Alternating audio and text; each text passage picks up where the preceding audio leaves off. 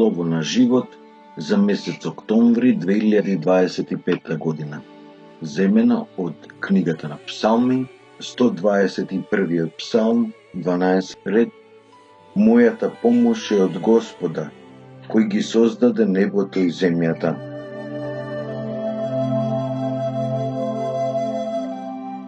Кој не се чувствувал безпомошен понекогаш во својот живот? Авторот на 121 псалм исто така го доживува тоа, додека поминува низ тешки ситуации и се прашува од каде може да дојде помошта. Одговорот е потврда за неговата вера во Бога, кому му се доверува. Тој убедливо зборува за тоа како Господ бдее над секој поединец и над целиот народ и ги штити. Се чини дека оваа негова сигурност доаѓа од длабокото лично искуство. Мојата помош е од Господа, кој ги создаде небото и земјата. Остатокот од псалмот е всушност проглас за моќен Бог, полн со љубов, кој создал се што постои и бдее над се дење и ноќе. Господ нема да дозволи твојата нога да се сопне, ниту ке задреме оној што те чува. Он нема да дозволи да се помести ногата твоја, нема за задреме оној кој те пази. Тврди псалмистот, желен да го увери читателот. Преплавен од тешкотиите, авторот погледнал нагоре, побарал поддршка надвор од неговата непосредна околина и го пронашол одговорот. Тој доживеал дека помошта доаѓа од оној кој му дал живот на секое суштество, кој продолжува да го одржува во секој момент и никогаш не го напушта. Цврсто верува во Бог кој бдее над целиот народ дење и ноќе, кој е чувар на Израел, до тој степен што не може а да не го сподели тоа со другите. Мојата помош е од Господа, кој ги создаде небото и земјата.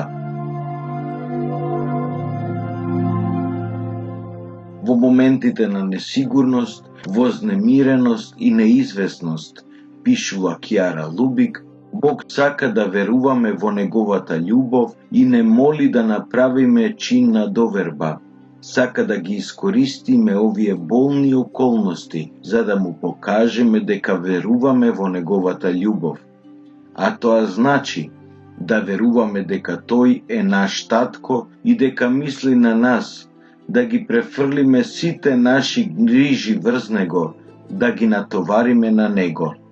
Но како помошта што доаѓа од Бога, стигнува до секој еден од нас.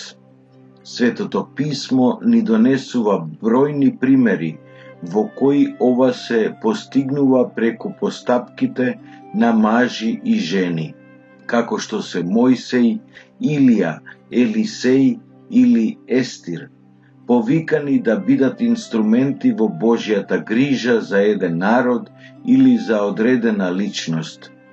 Ако ги кренеме очите, и ние ќе ги препознаеме постапките на луѓето кои свесно или несвесно ни доаѓаат на помош. Ке му бидеме благодарни на Бога, од кого на крајот доаѓа секое добро. Тој го создаде срцето на секој еден од нас и ке можеме да им сведочиме на другите за тоа. Ова секако е тешко да се воочи ако сме затворени во себе и мислиме дека можеме да ги надминеме само со собствена сила. Кога напротив се отвараме, гледаме околу себе и го креваме погледот, откриваме дека и ние можеме да бидеме Божи инструмент на Бог кој се грижи за своите деца. Ги гледаме потребите на ближните и можеме да им бидеме вредна помош.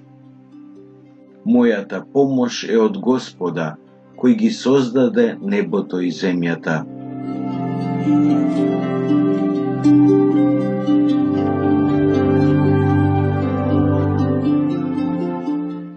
Роџер од Коста Рика раскажува: еден свештеник што го познавам ми кажа дека едно лице доаѓа во мојата куќа да земе пелени за возрастни што му ги подготвила групата за солидарност, чиј член сум, знаејќи дека на еден од неговите парохјани му се потребни.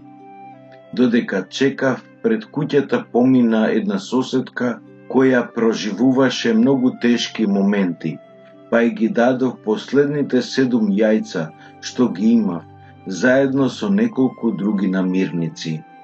Таа беше изненадена, бидејќи немаше ништо за јадење за себе, за својот сопруг и своите деца. Ја потсетив на Исусовиот повик: барајте и ќе ви се даде, нагласувајќи дека тој е чувствителен на нашите потреби. Таа се вратила дома среќна и благодарна на Бога. Попладнето дојде лицето испратено од свештеникот. Тоа беше возач на камион.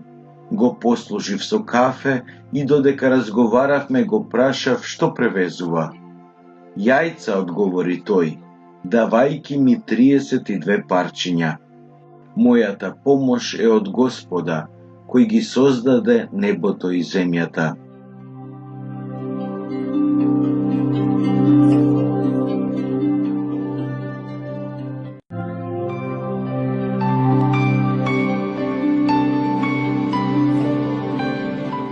Словото го подготвија Силвано Малини и тимот на Слово на живот.